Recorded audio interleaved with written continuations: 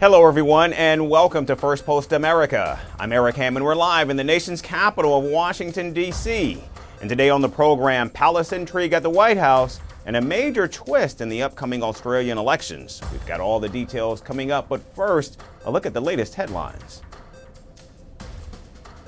Iran says a fourth round of nuclear talks with the United States scheduled for this Saturday have been postponed after Washington says the meeting had never been confirmed. President Donald Trump signs an executive order to slash public funding for the news outlets NPR and PBS as U.S. press freedom falls to a historic low. Israel launches airstrikes near the Syrian presidential palace in Damascus. Prime Minister Benjamin Netanyahu says the attack was intended to deter Syrian authorities from any hostile move against the Druze minority. Authorities in Greece arrest a 59-year-old citizen on suspicion of taking photos and videos of military equipment and special convoys on behalf of Russia.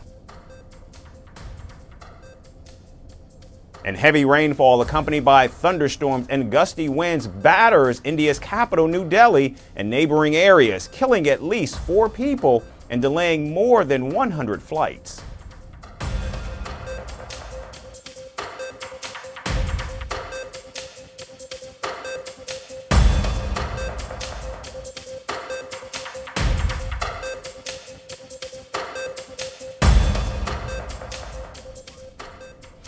We begin at the White House, where in a major political shakeup, President Donald Trump has removed Mike Waltz from his position as the National Security Advisor. Secretary of State Marco Rubio has temporarily placed Waltz, who has now been nominated as the ambassador to the United Nations. In a social media post, President Trump thanked Waltz for his service as the National Security Advisor. Meanwhile, Vice President J.D. Vance said Waltz has not been fired from his job, but instead got a promotion. So he wasn't let go. He is being made ambassador to the United Nations, which of course is a Senate-confirmed position. I think you can make a good argument that it's a promotion. But we brought Mike on to do some serious reforms of the National Security Council. He has done that. I like Mike. I think he's a great guy. He's got the trust of both me and the president. Now, Mike Waltz is the first senior member of the Trump administration to transition out of his original position since the president took office back in January. The move comes months after he faced backlash for mistakenly adding a journalist to a private group chat on Signal, where several Trump officials discussed plans to attack the Houthis in Yemen. The leak turned out to be a huge embarrassment for the Trump administration and forced Waltz to take the blame. While President Donald Trump defended Waltz at the time of the scandal, reports say the 51-year-old remained under scrutiny at the White House. He was also facing criticism within the NSA after at least 20 of his staffers were fired last month. Now, it's unclear how the confirmation votes might align for the former member of Congress. However, one thing is certain: Democrats will certainly grill him about many of the Trump administration's efforts surrounding a slew of foreign policy issues, including talks with Iran and the war in Ukraine.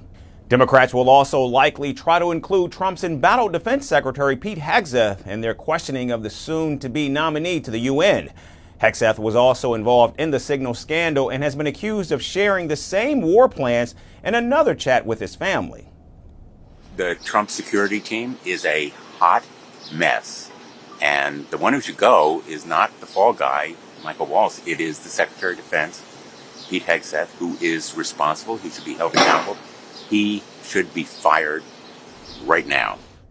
Now, it's no secret that President Trump has a history of being short-tempered with his cabinet members. During his first term, 3 national security advisors and 7 other high-ranking officials either resigned or were removed forcefully. And now the looming question, is this the beginning or the end of the shakeup inside the Trump administration?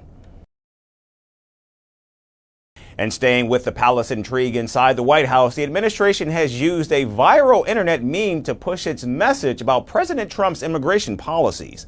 The meme, called 100 Men versus 1 Gorilla, started as a joke on social media last month when a user asked who would win a fight between 100 average adult men or 1 silverback gorilla.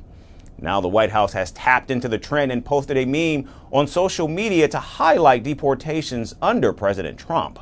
In the White House version of the meme, the commander-in-chief was cast as that one gorilla while several individuals in the background symbolize the 100 men, with the caption referring to them as the 142,000 illegal alien criminals. The post, which was shared yesterday, has been viewed over 1 million times. And now, while the White House has not released a detailed breakdown of how it arrived at that 142,000 figure mentioned in the post, a recent report by the Immigration and Customs Enforcement said it arrested over 66,000 undocumented immigrants and deported over 65,000 in Trump's first 100 days in office. Now, since returning to power, President Trump has doubled down on his immigration crackdowns, labeling illegal immigrants as terrorists and aliens. He's even unveiled a plan to send them to the infamous Guantanamo Bay. Today, I'm also signing an executive order to instruct the Departments of Defense and Homeland Security to begin preparing the 30,000-person migrant facility at Guantanamo Bay. Most people don't even know about it. We have 30,000 beds in Guantanamo to detain the worst criminal illegal aliens threatening the American people. And President Trump has even deported hundreds of alleged Venezuelan gang members to El Salvador's notorious mega prison in hopes to jail American criminals abroad as well. You mentioned that you're open to deporting individuals that aren't foreign aliens but are criminals to El Salvador. Does that include potentially U.S. citizens, fully naturalized Americans? I'm all for it, because we can do things with the president for less money and have great security. And we have a huge prison population. We have a huge number of prisons, and then we have the private prisons, and some are operated well, I guess, and some aren't. But he does a great job with that. We have others that we're negotiating with too. But no, if it's a homegrown criminal, I have no problem. Now, what started as a lighthearted joke about strength and survival on the internet has now morphed into a serious political message by the White House. The president has vowed the largest deportation in American history, and he will do anything in his capacity to fulfill that promise. And now we turn to Hollywood and the wife of George Clooney, Amal Clooney. She's fought for human rights around the world, walked countless red carpets, and now Amal may be fighting for her right to enter the United States. The high-profile lawyer and A-lister is reportedly among a group of British legal experts who could face U.S. sanctions for advising the International Criminal Court in its war crimes case against Israeli leaders. Here's more on what it all means.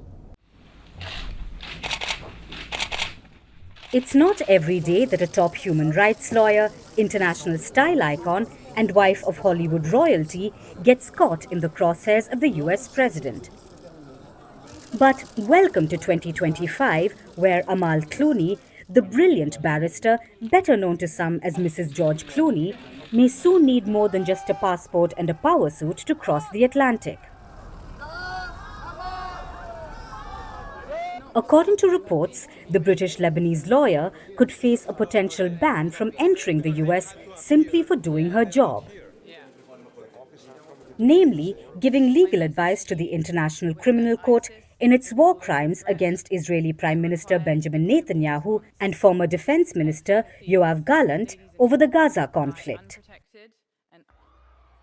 The Clooneys, who mostly reside in charmingly photogenic homes in London, Lake Como, and occasionally New York City, may soon need to cross the US off their real estate roster. The kerfuffle began with one of Trump's executive orders. Or rather, let's call it Trump's less than subtle love letter to the ICC. He accused the court of baseless actions and threatening sanctions, asset freezes and travel bans for those brave enough to poke around alleged war crimes involving America or its closest allies. Amal, of course, fits the bill after reportedly serving as a special advisor to ICC prosecutor Karim Khan, who himself has already been sanctioned. Amal Clooney, born in war-torn Beirut and raised in the United Kingdom, has built a legacy championing victims of war, genocide and sexual violence. She's represented Julian Assange, the founder of WikiLeaks, gone after ISIS war criminals, and in 2024 won the Legal 500 Award for International Lawyer of the Year. This is while juggling twin toddlers, no less. Amal Clooney's critics, of course, have accused her of being selective with her outrage, particularly over Gaza. But Amal, whose mother is of Palestinian ancestry, made her stance crystal clear. In a May 2024 statement, she said, and I quote, "I believe in the rule of law and the need to protect civilian lives. The law that protects civilians in war was developed more than 100 years ago, and it applies in every country in the world, regardless of the reasons for a conflict. As a human rights lawyer, I will never accept that one child's life has less value than another's. I do not accept that any conflict should be beyond the reach of the law, nor that any perpetrator should be above the law. So I support the historic step that the prosecutor of the International Criminal Court has taken to bring justice to victims of atrocities in Israel and Palestine." The Clooneys, meanwhile, remain tight-lipped. No official comment yet from Team George or Amal. But given that the US president once called George Clooney a second-rate movie star who dumped Biden like a dog, it's safe to say there's no love lost here.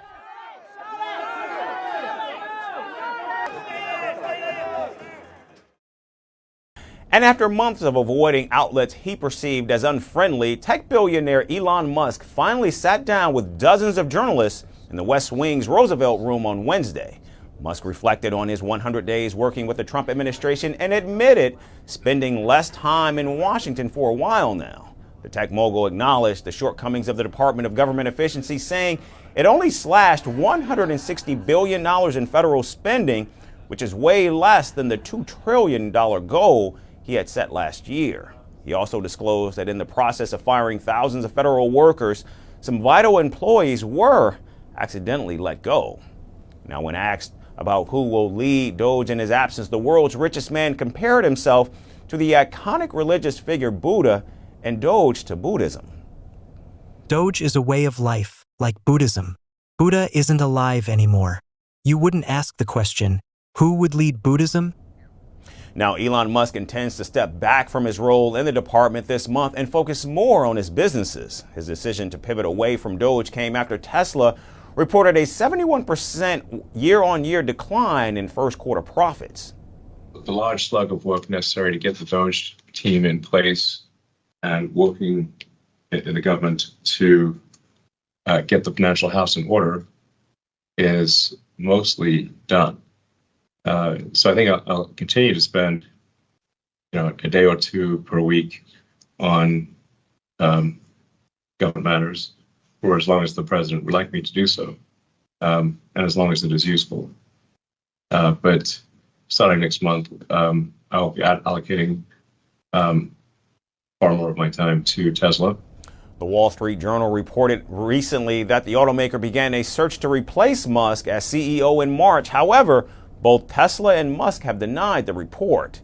Meanwhile, President Donald Trump, who tapped Musk for the DOGE role even before taking office, said he would have liked to have kept the Tesla CEO for a long time. Can't speak more highly about any individual. He's an incredible guy. He's a brilliant guy. He's a wonderful person. I've seen him with his family. I've seen him with a lot of his children. And I told him, I said, whenever you're ready, I'd like to keep him for a long time, but whenever you're ready, he's an exceptional guy. When you see those rockets go up and come back and land in the same gantry, nobody else can do that but this man. Now, as Elon Musk appears to part ways with the White House, it remains to be seen how, in fact, President Donald Trump navigates the future of DOGE without his first buddy.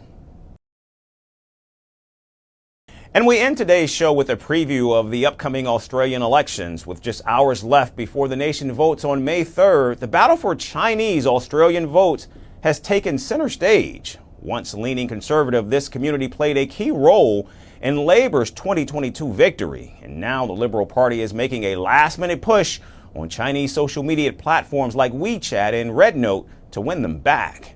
Meanwhile, Prime Minister Anthony Albanese holds a lead in the polls, boosted by key endorsements and shifting public sentiment. And as the campaign reaches its final stretch, here's our final report on what's shaping up to be one of Australia's most decisive elections. As Australia prepares to vote on May 3rd, a crucial group has taken centre stage. Chinese Australian voters. Once loyal to the Liberal National Coalition, many turned away in 2022. But now the opposition is trying to win them back.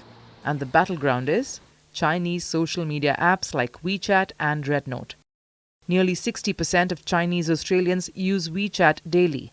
And Liberal candidates have seized on this, posting over 220 ads on WeChat since January, while Labour has posted around 35. China is our major trading partner. 1 in 4 Australian jobs depends upon trade. It is in Australia's national interest to have a good economic relationship with China. Experts say Chinese Australians are now more politically mature.